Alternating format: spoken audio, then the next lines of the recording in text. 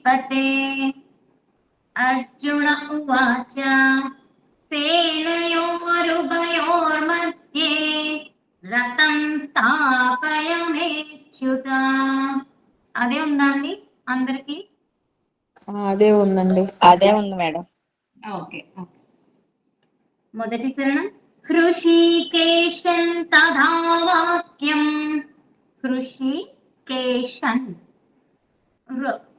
ఋషికేశంలో షన్ అంటున్నామండి. షన్ కాదు, శాలంలో శాశంకరుడు అలా అంటాం కదా, ఆ షాకి అన్ అనే శబ్దం, నా అనే శబ్దాన్ని మనం పలుకుతున్నాం షన్. కాకి ఏత్వం కే షీ అని అంటున్నాం, ఋషి అంటున్నాం. చూడండి, హృషికేశం తథా వాక్యం. తదాలో దాకి దీర్ఘం, వాక్యంలో వాకి దీర్ఘము, తర్వాత పొల్మ. ఋషికేశం తథా వాక్యం. రెండో చరణం ఇదమాహమహీపతే. ఇదా మాహ, అన్ని ఇక్కడ రస్వాలే అండి. ఒక మాకి దీర్ఘం ఉందండి. ఇదహ, మూడు రస్వాలే, ఒక మాకి దీర్ఘం ఉంది ఇందులో. ఇదమాహ మహీపతే. మహీపతేలో హీకి దీర్ఘం ఉందని హీ అని అంటున్నాం, టాకి ఏత్వం. మహీపతే ఇదమాహ మహీపతే. అర్జున ఉవాచ. మూడో చరణం సేనయోరుభయోర్मध्ये. సేనయో, సేనయో, సేనయో, సేనయోల యాకి ఓత్వం ఉందని యో అంటున్నాం, సాలో ఏత్వం. సేనయోర్ ఉభయోర్ మధ్యే. సేనయోర్ ఉభయోర్ మధ్యే. ఉభయోర్ మధ్యే.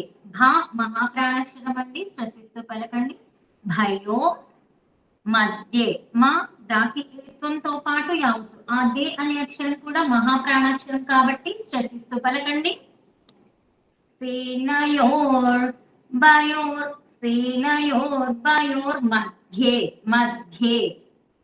నాలుగో చరణం రథం స్థాపయమేచ్యుత. రథం, అది పొట్ట లోపల చుక్కుంది కాబట్టి అది మనం తాగా అంటున్నామండి. రథం, తా అనేది క్లియర్ గా వినిపించాలి. రథం స్థాపయ, స్థా, స్థాకి దీర్ఘంతో పాటు కింద పొట్ట లోపల చుక్కుందండి, దా లోపల, అందుకే అది తాగా అంటున్నా. స్థాపయ మేచ్యుత. మే మాకి ఏత్వము, చ్యుత చుకి చాకి ఉత్వంతో పాటు యావత్తు, చ్యు త, త రస్వంగానే.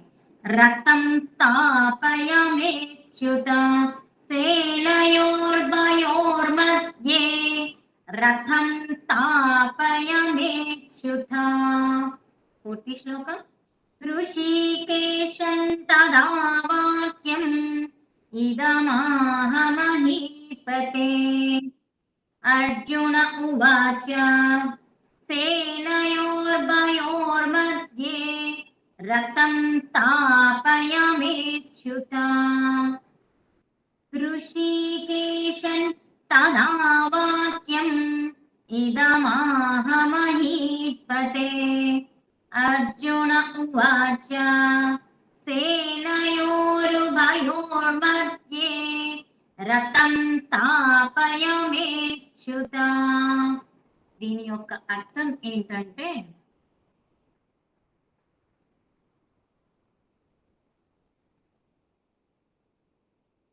అర్జున ఉవాచ అంటే అర్జునుడు పలుకుతున్నాడు. సేనయో ఉభయో అంటే ఇరువైపుల ఉన్న సైన్యం. మధ్యే అంటే మధ్యలో. రథం, రథాన్ని. స్థాపయ నిలుపుము. మే అంటే నా. అచ్యుత, అచ్యుత అంటే, ఓ అచ్యుత అంటే శ్రీకృష్ణ అని చెప్తున్నారు. ఇక్కడ అర్జునుడు శ్రీకృష్ణుణ్ణి అచ్యుత అని పిలుస్తారంటండి. అంటే అర్జునుడు శ్రీకృష్ణుడితో ఇలా అంటున్నాడు, ఏమని? ఓ అచ్యుత, ఇరువైపుల యుద్ధానికి సిద్ధంగా నిలిచిన సైన్యాల మధ్యలో నా రథాన్ని నిలుపు. యుద్ధం చేయడానికి సిద్ధపడి అక్కడ నిలబడి ఉన్న వీరందరినీ నేను ఒకసారి పరిశీలించాలి అని చెప్తున్నాడు. అంటే అర్జునుడు ఏమంటున్నాడు కృష్ణుడితో, యుద్ధానికి సిద్ధంగా ఉన్న ఆ సైన్యుల మధ్యలో నా రథాన్ని నిలుపు, యుద్ధం చేయడానికి సిద్ధపడి ఉన్న అక్కడ నిలబడి ఉన్న వారందరినీ నేను ఒక్కసారి గమనించాలి అని చెప్తున్నారు. ఇరువైపుల సైన్యం ఉంది కదండి, ఆ ఇద్దరి మధ్యలో రథాన్ని తీసుకువెళ్ళి అక్కడ నిలపమంటున్నాడు. ఎందుకంట, అక్కడ నుంచి యుద్ధానికి సిద్ధపడి ఉన్నారు కదా, వారిని అందరి ఒకసారి నేను గమనించాలి అని చెప్తున్నాను. ఇంతకు ముందు అర్జునుడు తన గాంధీవ ధనస్సుని పైనకెత్తాడు కదండి, ఎత్తుకొని యుద్ధానికి సిద్ధంగా ఉన్నాడు అని చూపించాడు తన యొక్క ధనస్సును పైనకెత్తి. అయితే యుద్ధ రంగాన్ని పూర్తిగా చూడాలని అతనికి అనిపించిందంట. అంటే నేను సిద్ధంగా ఉన్నానని ధనస్సు లేపి చూపించారు, కానీ యుద్ధంలో ఎవరు ఉన్నారు అని తను ఒకసారి గమనించాలి అని అనుకుంటున్నారు. అందుకే శ్రీకృష్ణుణ్ణి తన రథాన్ని కౌరవులు మరియు పాండవుల సైన్యాల మధ్యలో నిలపమని కోరుతున్నాడటండి. ఆ రెండు సైన్యాల మధ్యలో రథాన్ని నిలపండి, నేను ఒకసారి వారందరినీ చూస్తాను అని అడుగుతున్నారు, కోరుకుంటున్నారు శ్రీకృష్ణుడిని.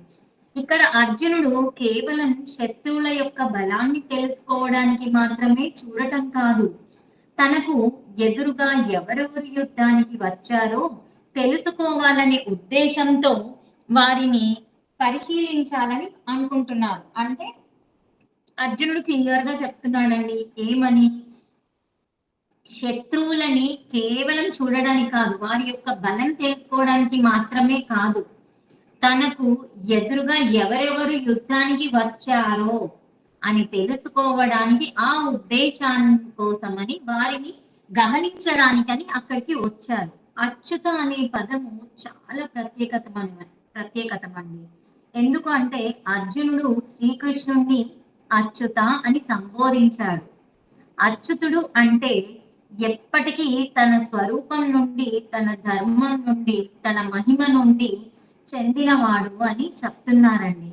అంటే అర్జునుడికి తనకు అత్యంత విశ్వాసమైన శ్రీకృష్ణుణ్ణి ఈ పేరుతో పిలవడం ద్వారా ఆయనపై తనకు ఉన్న నమ్మకం మరియు అనుబంధాన్ని కూడా వ్యక్తం చేస్తున్నారండి. అంటే అచ్యుత అనేది చూడండి, శ్రీకృష్ణుడిని పిలుస్తున్నారు ఏమని, అచ్యుత అని. ఎవరు, అర్జునుడు. అచ్యుతుడు అంటే దానికి ఒకటి ఉందండి, ఏంటంట, ఎప్పటికీ తన స్వరూపం నుండి, తన ధర్మం నుండి, మహిమ నుండి చెందినవాడు అని అర్థం అటండి. అంటే అర్జునుడికి కృష్ణుడి పైన చాలా విశ్వాసం ఉందండి. ఆ విశ్వాసనీయమైన శ్రీకృష్ణుడికి తను ఈ పేరుతో పిలుస్తాడు అని చెప్తున్నారు. తనకి ఉన్న నమ్మకం మరియు వారిద్దరి మధ్యలో ఉన్న అనుబంధం కూడా చెప్తున్నారు ఇక్కడ. ఆధ్యాత్మిక అంటే ఈ శ్లోకంలో మన జీవితానికి కూడా ఒక ముఖ్యమైన బోధన ఉంటుందండి. ఏంటంటే ఏదైనా ముఖ్యమైన నిర్ణయం తీసుకునే ముందు వెంటనే స్పందించకుండా పరిస్థితిని పూర్తిగా పరిశీలించడం మంచిది. అంటే తొందరపాటుగా నిర్ణయం తీసుకోవద్దండి. ఏదైనా సరే, మనకి ఎలాంటి పరిస్థితి ఉన్నా సరే అండి, వెంటనే నిర్ణయం తీసుకోవడం కాదు, దాన్ని మనం ఆలోచించి ఎలా చేస్తే కరెక్ట్ అని చెప్పి ఆ పరిస్థితిని మనం ఆలోచించుకొని చెయ్యాలండి. అర్జునుడు కూడా యుద్ధం ప్రారంభించే ముందు ఎదురుగా ఎవరున్నారు, పరిస్థితి ఏమిటి అని తెలుసుకోవాలని అనుకున్నాడు. అయితే తర్వాత అతను చూసిన వారిలో ఎవరెవరున్నారు, వారి యొక్క బంధువులు, గురువులు, స్నేహితులు కనిపించడంతో ఏమైపోయింది, అర్జునుడికి తన మనస్సులో ఎక్కడో ఆందోళన కలిగిపోతుంది. ఆ యుద్ధంలో వారిని చూసేసరికి తన యొక్క బంధువులు, తనకి కావాల్సిన వాళ్ళందరూ అక్కడ ఉన్నారన్నట్టు, గురువులు ఉన్నారు, బంధువులు ఉన్నారు, స్నేహితులు ఉన్నారు, వీరందరూ కనిపించేసరికి అర్జునుడి మనస్సులో ఒక్క నిమిషం సంఘర్షణ మొదలైపోయింది అన్నట్టు. అరే వీరందరూ ఉన్నారే యుద్ధంలో, ఎలా అనేది తనకి ఆందోళన కలుగుతుంది అన్నట్టు లోపల, ఎలా యుద్ధం చేయాలి వీరందరితో అని చెప్పేసి తను అనుకుంటున్నాడు.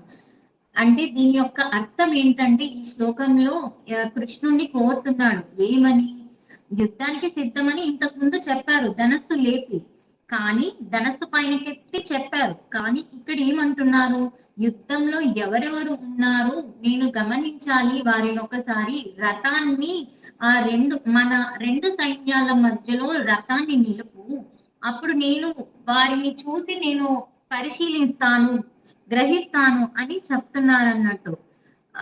ఎవరికి చెప్తున్నారు, కృష్ణుడితో చెప్తున్నాడు.